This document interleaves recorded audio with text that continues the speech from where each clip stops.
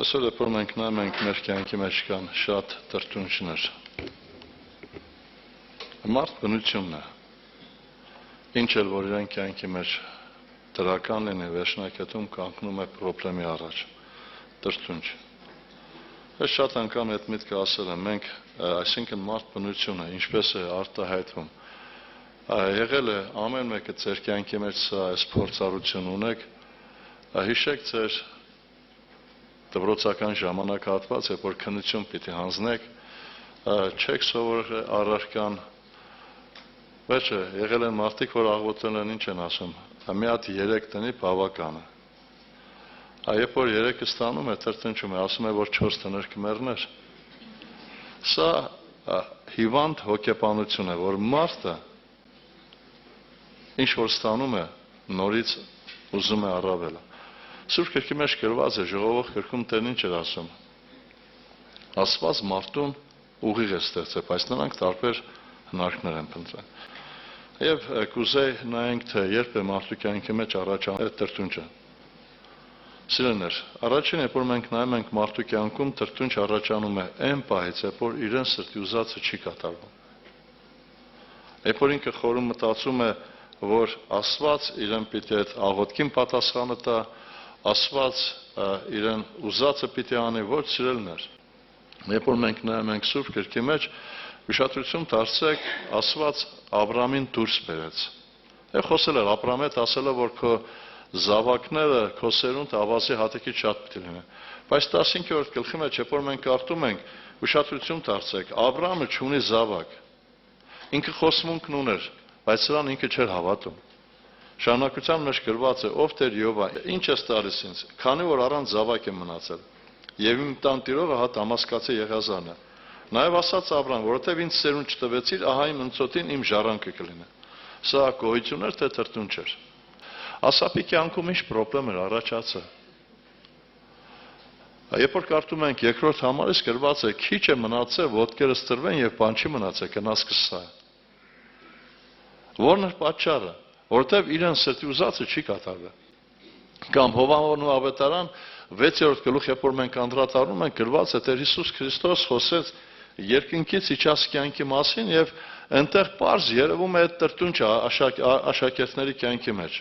Ինչ էին ասում, խիստ այս բանով կարող է լսել դրան։ Եվ շարունակության մեջ, երբ որ մենք նայում ենք,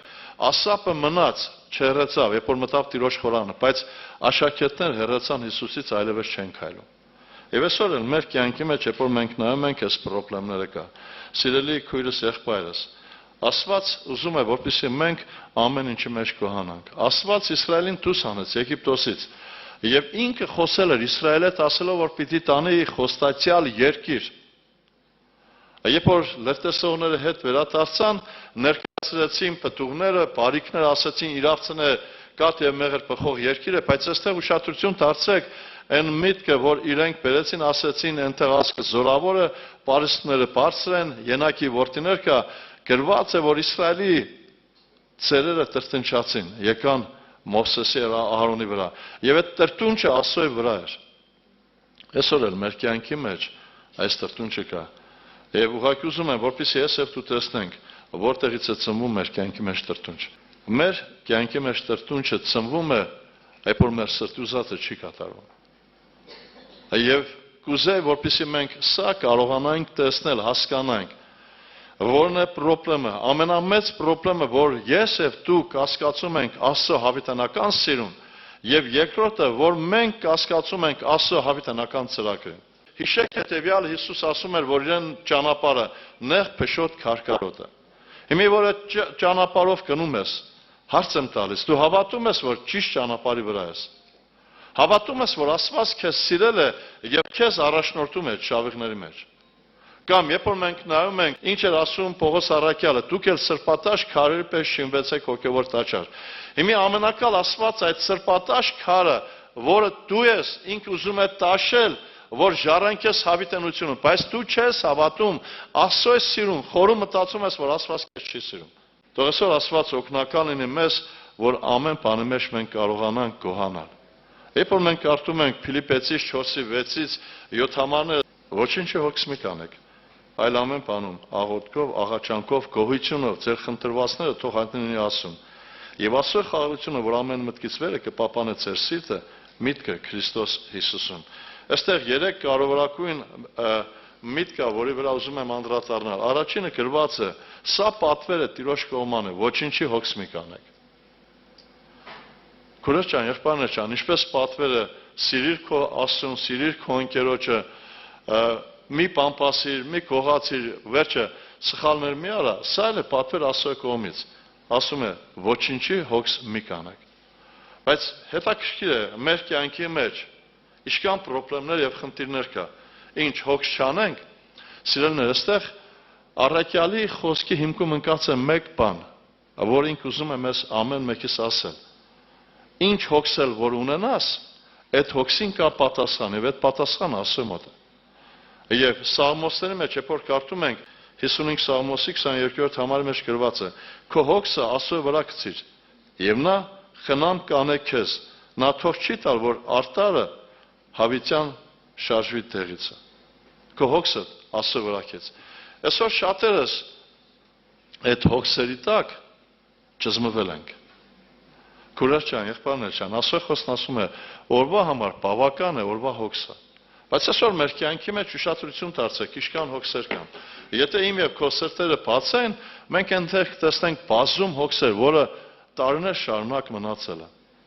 Աստված այսօր ուզում է, որպեսզի ես եւ դու բեռնաթափենք, որ մենք մեր հոգսը բերենք Տիրոջ եւ հավատանք, որ ամեն ինչին պատասխան տվող Աստված է։ Դու մտածելով, խորելով, որից է մեկ անգամ այդ հոգսին պատասխան չես կարող տալ։ Եվ նույնը, երբ որ մենք կարդում ենք Մատթեոս ավետարանի մեջ 6-րդ գլխի 25 համարում, նայեք ինչ ասում ամենակալ Աստված ինձ եւ քեզ։ 6-25 համարի մեջ գրված է. սրա համար ասում եմ ձեզ, հոգս մի կանեք ձեր կյանքի համար, թե ինչ պիտի ուտեք եւ ինչ պիտի խմեք, եւ ոչ ձեր մարմինի համար, թե ինչ պիտի հագնեք, չէ որ կյանքը ավելի է կերակուրից եւ մարմինը հագուստից։ Կյանքը ավելի է կերակուրից։ Այստեղ ինքը Տեր Հիսուս Քրիստոս կամենում ասել հետեւյալը. եւ սա իրական է, մենք այսօր ավելի շատ մտածում ենք մարմնավորի համար, քան թե հավիտենական կյանքի համար։ Սիրելիս, այսօր Աստծո նպատակը սա է, որ ես եւ դու կարողանանք ամեն ինչը մեջ գոհանալ։ Եվ երբ որ մենք նայում ենք, ինքը ամենակալ Աստված պատվեր էր տալիս, ասում ոչինչի հոգս մի կանեք։ Այսինքն Աստծո մոտ մեծ փոքր հոգս հասկացողություն չկա։ Աստված քո բոլոր հոգսերին կարող է պատասխան տալ։ Շարունակության մեջ երկրորդ միտքը հետևյալն է՝ պայման, որովհետև ասում է ոչինչի հոգս մի կանեք։ Առաջինը սա Աստծո կողմանից պատվեր է, երկրորդը պայման է, որպեսզի մենք ունենանք երրորդը, այսինքն հետևանքին։ Ուշադրություն դարձրեք, պայմանը հետևյալն է, որ Աստված մեզ ամեն մեկից ասում է, գրված է. այլ ամեն բանում աղոթքով, աղաչանքով, գոհությունով ձեր խնդրվածները թող հայտնի լինի ասում։ Բայց այսօր մենք նեղության մեջ հետաքրքիր է գոհանում ենք, թե չէ։ Սիրելիս, Աստված քեզ կանչել է եւ գիտի քո կարողությունը եւ նաեւ կարողության հետ մեկտեղ տվել է ուժ, որ կարողանաս դիմակայել եւ հաղթահարես։ Մենք շատ անգամ գոհանում ենք մեր սրտի ուզածից, բայց հարցը հետևյալն է, Աստված ինչու՞մն է գոհանում։ Աստծո գոհություն հետևյալն է, որ դու ճիշտ ճանապարհի վրա ես, որ այդ նեղության մեջ, խնդրի մեջ կարողանաս իրեն անունը փառավորել, որն է աղոթքի հիմքը։ Աղոթքը այսօր խնդրվածք է, երկխոսություն Աստծո հետ։ Ես միշտ ասել եմ, եթե մեր աղոթքի անկյունակարը կամ սկիզբը Քրիստոս կյանքը չէ, այդ աղոթքին պատասխան չկա։ Այսօր մարդու կյանքի մեջ աղոթքը ծնվելու է Քրիստոս կարիքից եւ պահանջից։ Այսօր մարդու կյանքի մեջ հոգևորությունը չկա։ Հերացել է Աստծուց, բայց բազում խնդիրներ ունի, իրեն աղոթքը այդ խնդիրների վրայով է։ Եվ հիշեք հետևյալը, որ Աստված այդ աղոթներին պատասխան չի տալու։ Եվ ասում է Սուրբ Գիրքը գոհություն։ Առաջի Թեսաղոնիկեցիս 5:18 համար, երբ որ կարդակ, այնտեղ գրված է. ամեն բանի մեջ գոհացեք, որովհետև սա է Աստծո կամքը ձեր վրա Հիսուս Քրիստոսում։ Այսօր մենք ամեն բանի մեջ գոհանում ենք։ Գոհանում ենք, երբ որ մեր սրտի ուզածը կա, գոհանում ենք, երբ որ Աստված մեր աղոթքին պատասխան է տալիս։ Բայց հարցը հետևյալն է. նեղության մեջ կարողանաս գոհանալ։ Աստծո ամենամեծ ուրախությունը սա է։ Եվ երբ որ մենք նայում ենք իրեն ձեռակիրը բոլոր քրիստոնյաների կյանքի մեջ, որ այդ նեղության մեջ իրեն անունը փառավորվի։ Երբ որ նայում ենք անապատի փորձյան հիմքում ինքը Հիսուս ապացուցեց մարդկությանը, որ մարդը ի վիճակի է դեմ տնելու, հաղթելու բոլոր մարդկային ցանկություններին։ Այստեղ միայն սա չէր հիմքը, նաև հիմք հետևյալն էր, որ Աստծո անունը փառավորվեց, Սատանան ջախջախվեց։ Այսօր մեր կյանքի մեջ բազում անգամ նեղություններ է բերում, եւ սա հիշեք հետևյալ Աստծո թույլտվությունն է։ Աստված երբ է փառավորվում, երբ որ այդ նեղության մեջ դու կարողանաս գոհանալ եւ Աստծո անունը փառավորել։ Իսրայելը դուրս եկավ անապատից։ Աստված դուրս բերեց գերությունից, բայց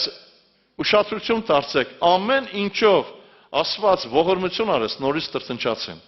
Եվ գրված է այն ովքեր որ տրտնջացին, ընկան անապատում։ Շարունակության մեջ գրված է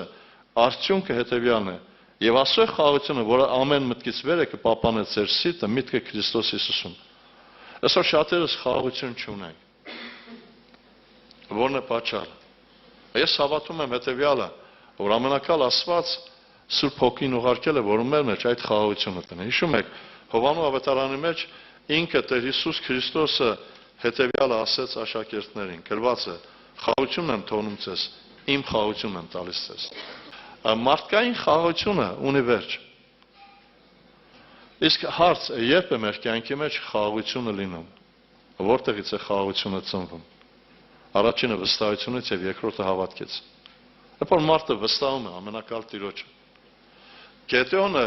300 հոգով պիտի կռիվ տա մեզ բանակի դեմ, Գեդեոնը խաղաղ էր, որտեղ ինքը հավատում էր Աստծո խոսքին։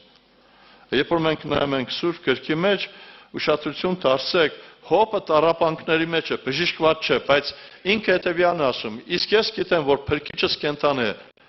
այդ ցավերից հետո ասում է, ես պիտի տեսնեմ Տիրոջս։ Կամ Գործք առաքելոց 12-ի 6 համարը կարդակ, գրված է, որ Պետրոսը բանտարկված էր եւ առավոտ Պետրոսին պիտի սպանեն, բայց այնտեղ գրված հետևյալը, Պետրոսը քնած էր։ Հետաքրքիր է, եթե մարդուն հաջորդ օրը պիտի վիրահատեն, կքնի թե չէ։ Բայց Պետրոսին ոչ թե պիտի վիրահատեն, այլ պիտի սպանեն։ Պետրոսը խաղաղ էր,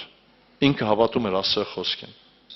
Այսօր քույրս եղբայրս, Աստված ուզում է, որ ես եւ դու կարողանանք այդ խաղաղություն ունենալ։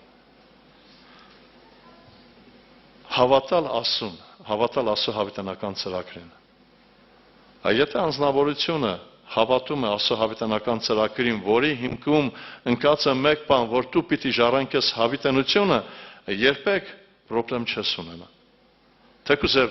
նեղ, փշոտ, պրոբլեմային, դժվարին, միջև անգամ իսկ մատ ու խաղաղ ես, որովհետև հավատում ես Աստծո հավիտենական ծրագրին, որն է ծրագիրը, որ Աստված քեզ ուզում է տանել դեպի հավիտենություն։ Բայց այսօր կասկածում ես։ Եվ հիշեք հետևյալը, ուղղակի ես միտք ուզում եմ մեջբերում անել։ Առակաց 12-ի 6 համարի մեջ գրված է հետևյալ միտքը. Աստված իրեն սիրածները կխրատա։ Նա ծեծում է ամեն որդի, որին որ ընդունում է։ Մի հարցս հետևյալն է, ինչու համար է ծեծում, որն է պատճառը։ Աստծո նպատակը հետևյալն է, որ ես եւ դու շտկվենք։ Որ ես եւ դու ժառանգենք հավիտենական կյանքը։ Բայց մենք այդ նեղ վիճակի մեջ, պրոբլեմի մեջ ամեն անգամ տրտնջում ենք։ Թող Տեր օգնական լինի մեզ ամենքից։ Սիրելիս, պետք է ամեն ինչի մեջ գոհանալ։ Հիվանդության մեջ, առողջության մեջ, ցավի մեջ, բժշկության մեջ։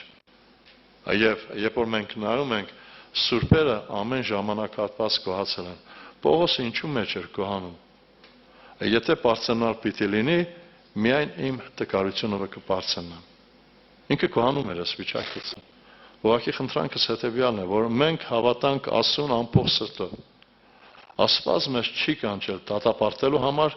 Աստված մեզ չի կանչել կորցնելու համար, Աստված մեզ կանչել է, որպեսզի ես եւ դու